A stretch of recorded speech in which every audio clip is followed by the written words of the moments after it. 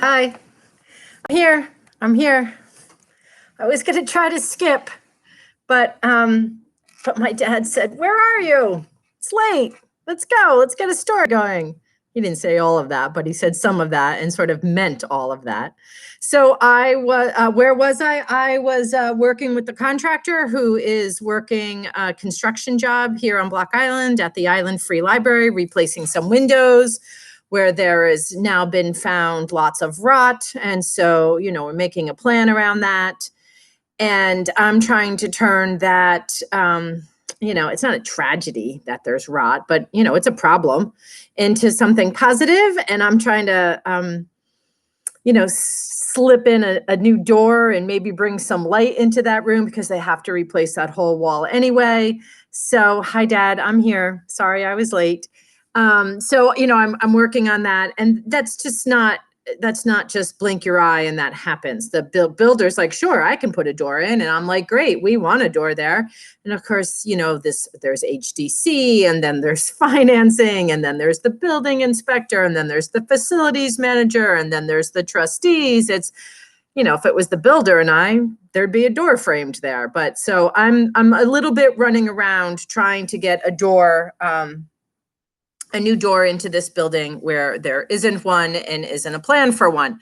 And once again, I'm a little displaced, so I'm fidgeting a little. I'm trying to give you a little background.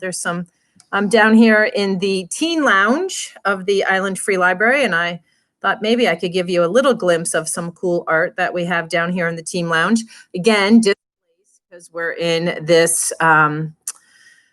we're under construction, and we will be. But I should be able to meet this 3:00 story time schedule in the future. The other reason that it's a little hectic for me is that annual report, but my report is due. I mean, it was due, and it's in, and it's submitted, and it's all good. And it's a great report. It looks really great. We did some good work pre-COVID, during COVID, continued, through COVID, all that stuff.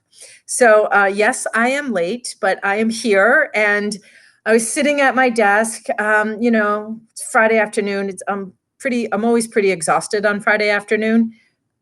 Even though I work tomorrow, Friday is a long, hard day for me usually. And there comes my father's text.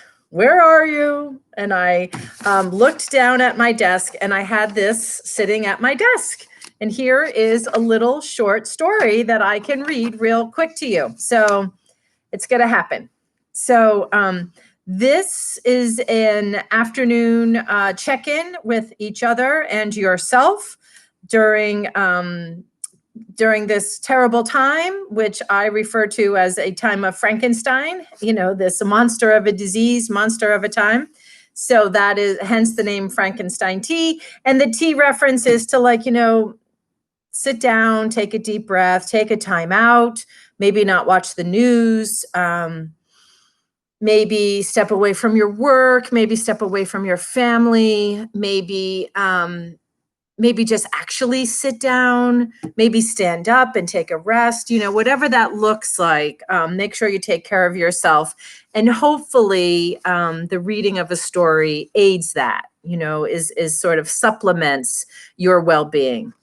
I know it's not the end all be all, but I do hope that it brings you some solace, or maybe some enjoyment and entertainment, and enriches you in some way that we can continue to move forward together in the healthiest way that we can. So that's what Frankenstein Tea is, and I am here to read you that short story for today. I am reading a very short story. That's actually the title, right? A very short story by Ernest Hemingway, which is always good for me. I love Ernest Hemingway.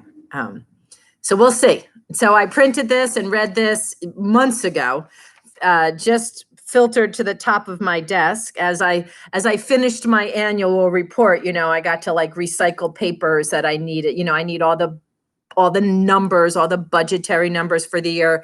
I need all the numbers about programming. I need all, it's all data, it's all statistics. It's very objective report, So all that paper sort of got filed and recycled and filed and filtered to the top. As my dad was saying, where's my short story? This filtered to the top. And so here we go. A very short story by Ernest Hemingway.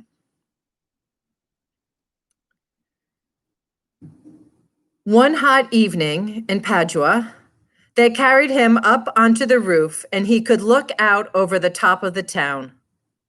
There were chimney swifts in the sky. After a while, it got dark and the searchlights came out. The others went down and took the bottles with them. He and Luz could hear them below on the balcony. Luz sat on the bed. She was cool and fresh in the hot night. Luz stayed on night duty for 3 months. They were glad to let her. When they operated on him, she prepared him for the operating table, and they had had a joke about friend or enema. He went under the anesthetic, holding tight onto himself so he would not blab about anything during the silly talky time. After he got on crutches, he used to take the temperatures so Luz would not have to get up from the bed. There were only a few patients, and they all knew about it. They all liked Luz. And as he walked back along the halls, he thought of Luz in his bed. Before he went back to the front, they went into the Duomo and prayed. It was dim and quiet, and there were other people praying. They wanted to get married, but there was not enough time for the banns, and neither of them had birth certificates. They felt as though they were married, but they wanted everyone to know about it, and to make it so, they could not lose it. Luz wrote him many letters that he never got until after the armistice. 15 came in a bunch to the front, and he sorted them by the dates and read them all straight through.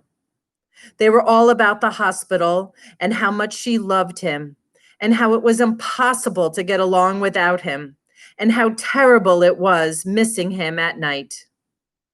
After the armistice, they agreed he should go home to get a job so they might be married. Luz would not come home until he had a good job and could come to New York to meet her. It was understood he would not drink, and he did not want to see his friends or anyone in the States, only to get a job and be married. On the train from Padua to Milan, they quarreled about her not being willing to come home at once. When they had to say goodbye in the station at Milan, they kissed goodbye, but were not finished with the quarrel. He felt sick about saying goodbye like that. He went to America on a boat from Genoa. Luz went back to Pordenone to open a hospital. It was lonely and rainy there, and there was a battalion of Arditi quartered in the town. Living in the muddy, rainy town in the winter, the major of the battalion made love to Luz, and she had never known Italians before, and finally wrote to the States that theirs had only been a boy and girl affair. She was sorry, and she knew he would probably not be able to understand, but might someday forgive her and be grateful to her. And she expected, absolutely unexpectedly, to be married in the spring. She loved him as always, but she realized now it was only a boy and girl love. She hoped he would have a great career and believed in him absolutely. She knew it was for the best. The major did not marry her in the spring or any time. Luz never got an answer to the letter to Chicago about it. A short time after, he contracted gonorrhea from a salesgirl in a Loop department store while riding in a taxicab through Lincoln Park.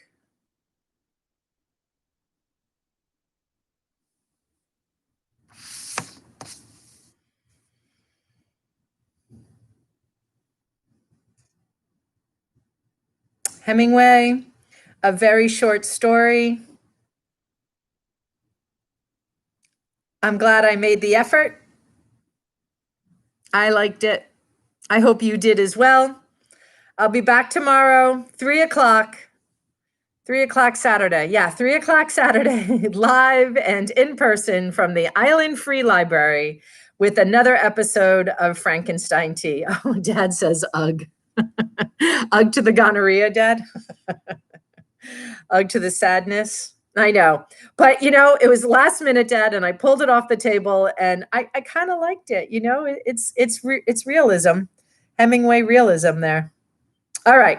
I'll do better to that tomorrow, Dad. Promise. All right, everybody. Thanks for coming. Enjoy your afternoon. Peace.